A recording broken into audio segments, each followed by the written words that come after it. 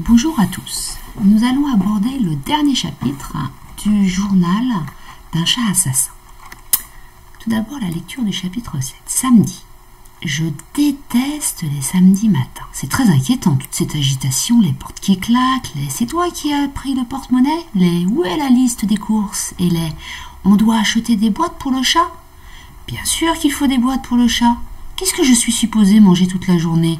Du vent? Ils étaient plutôt calmes ce jour-là.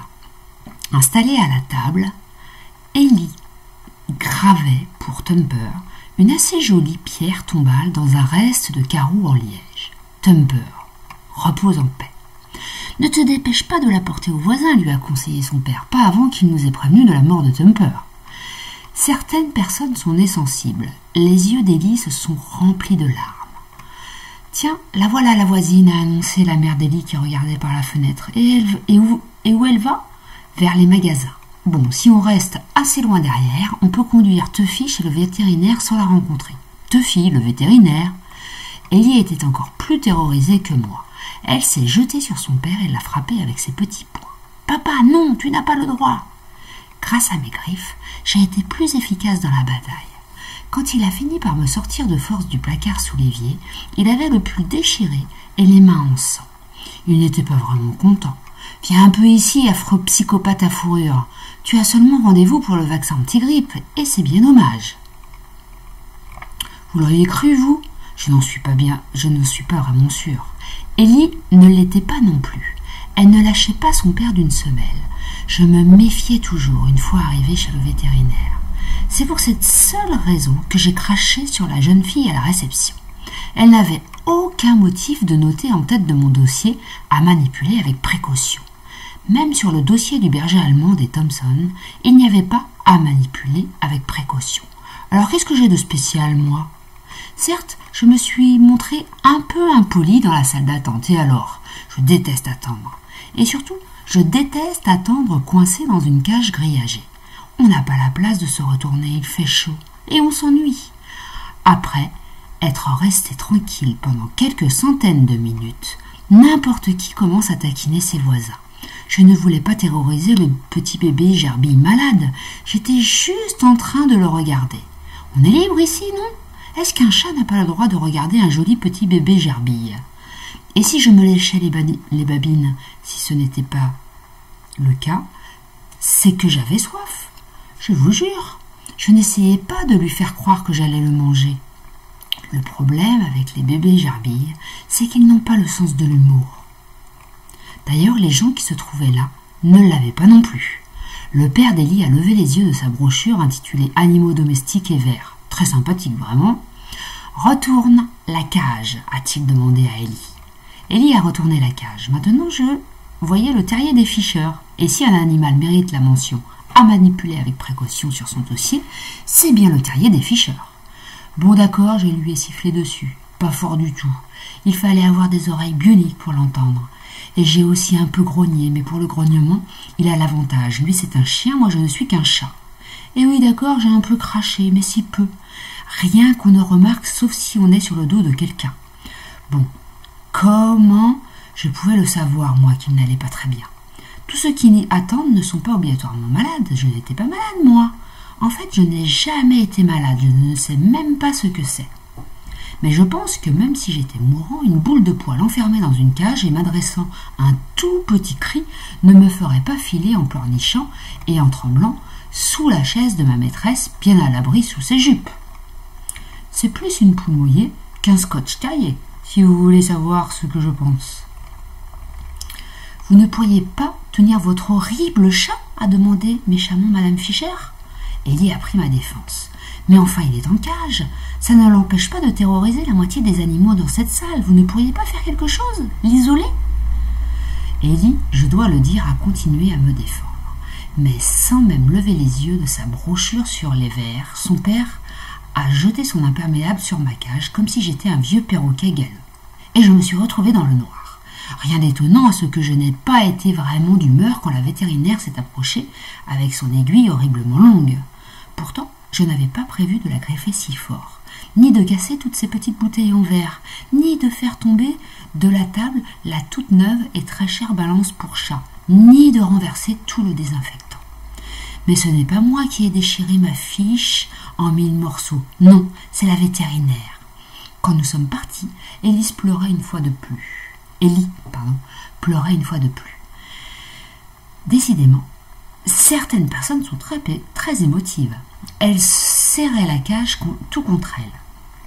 Oh, Tuffy, jusqu'à ce qu'on trouve un nouveau vétérinaire, on va prendre bien soin de toi. Et toi, tu dois faire très attention à ne pas te faire écraser. Il n'y a pas de risque, dit le père d'Ellie entre ses dents. J'étais en train de lui lancer un regard noir depuis ma cage grillagée quand on a aperçu la mère d'Ellie avec une montagne de sacs de commission devant le supermarché. Vous êtes en retard. Il y a eu un problème chez le vétérinaire ? Ellie a éclaté en sanglots. Non, mais c'est vraiment une mauviette. Son père, lui, est d'une autre trempe. Il a inspiré profondément, tout prêt à parler pour me dénoncer, mais il a renoncé. Du coin de l'œil, il venait d'apercevoir un autre problème. « Allez vite » a-t-il chuchoté, la voisine vient de passer à la caisse. Il a empoigné la moitié des sacs. La mère d'Ellie s'est chargée du reste, mais elle a franchi les portes vitrées avant qu'on ait eu le temps de s'enfuir.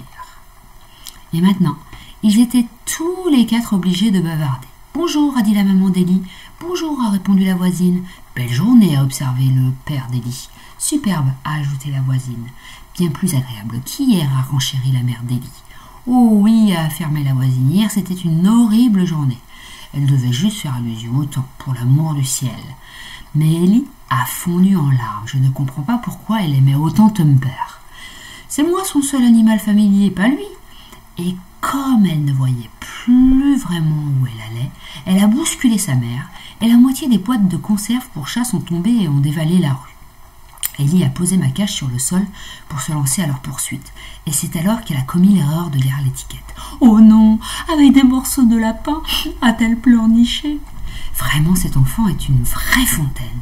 Elle ne pourra jamais faire partie de notre bande. Elle ne tient pas une semaine. À propos de lapin, a fait la voisine, il est arrivé une chose incroyable. « Ah bon ?» a dit le père d'Ellie, tout en me lançant un regard furieux. « Eh bien voilà !» a commencé la voisine. Lundi, le pauvre Thumper était un peu malade, donc nous l'avons installé dans la maison. Mardi, son état a empiré. Et mercredi, il est mort. Il était très vieux. Et il a eu une belle vie. Donc on n'a pas été trop triste. Et on l'a enterré au fond du jardin. Je me mis à regarder vers les nuages. Et je dis, il a disparu. Disparu ? Disparu ?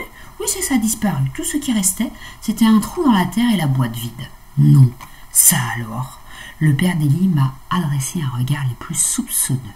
Et puis vendredi, a repris la voisine, il est arrivé quelque chose d'encore plus extraordinaire. Thumper était de retour, bien toiletté dans son clapier. De retour dans son clapier, vous dites ? Bien toiletté. C'est vraiment bizarre.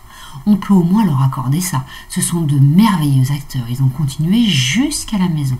Quelle histoire incroyable. Comment est-ce possible ? Vraiment étonnant. Une fois bien à l'abri dans la maison, ils ont tourné le regard vers moi. Espèce d'imposteur, nous faire croire que tu l'avais tué, avoir fait semblant tout ce temps-là. Je savais que ce chat n'en était pas capable, ce lapin était encore plus gros que lui. Ils voulaient tous que ce soit moi qui ai tué le vieux Thumper. Vous y croyez-vous ? Tous sauf Ellie. Elle, c'est une gentille. Arrêtez d'embêter Tuffy, laissez-le tranquille.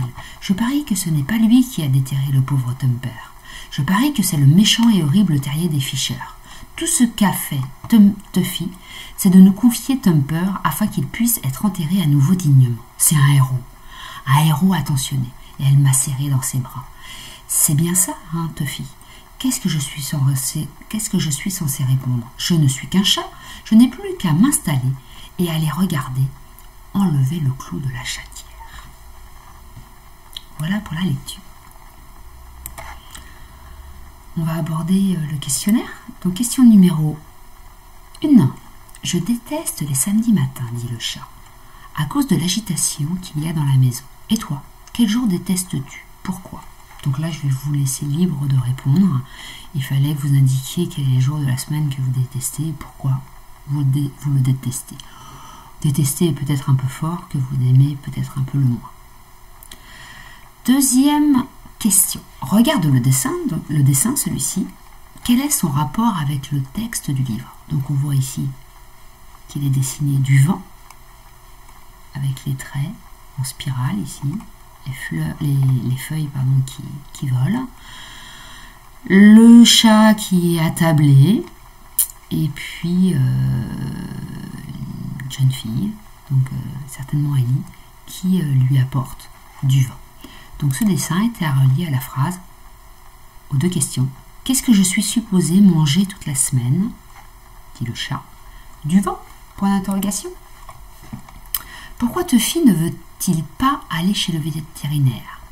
Donc Tuffy ne veut pas aller chez le vétérinaire parce qu'il suppose en fait que le père d'Ellie, donc le père de sa maîtresse, veut le faire piquer pour qu'il meure en fait, et puis de manière à se débarrasser de lui. Qu'en pense Ellie? Copie le morceau de texte qui te donne un indice. Donc le morceau de texte qu'il fallait relever, c'est Ellie était encore plus terrorisée que moi. Elle s'est jetée sur son père, elle l'a frappé avec ses petits poings. Papa, non, non, tu n'as pas le droit. Papa, non, tu n'as pas le droit. C'était cette portion de texte qu'il fallait relever. Question numéro 5. Est-ce qu'un chat n'a pas le droit de regarder un joli petit bébé gerbille? Donc, il fallait ici trouver 3 mots en fin de chacune des trois questions.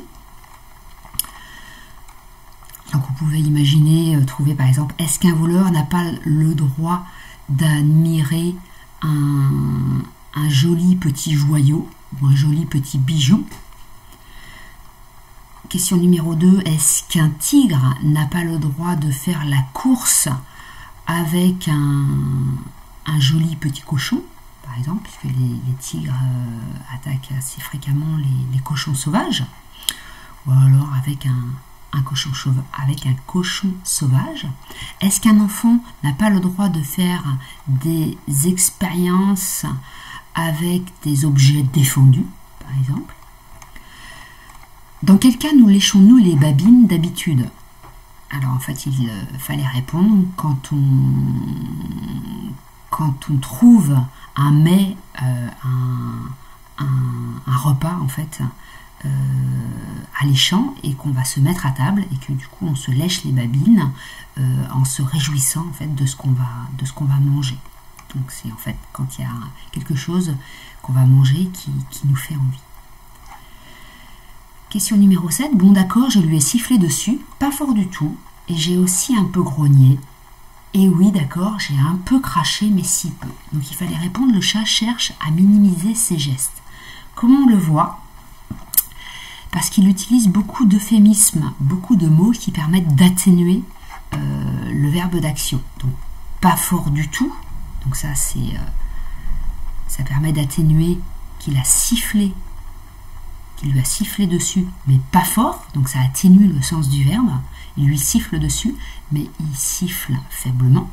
J'ai aussi un peu grogné, un peu, ça atténue le verbe grogner, ça permet d'atténuer le verbe grogner. J'ai un peu craché, si peu. Donc on voit l'effet répétition de peu et pas, qui permettent de minimiser en fait les gestes. Écris le nom de chacun des personnages du dessin ci-dessous. Donc il fallait écrire ici la voisine, le père d'Ellie, la mère d'Ellie et Ellie. Voilà, je vous remercie de votre attention. On a terminé le travail sur ce chapitre 7.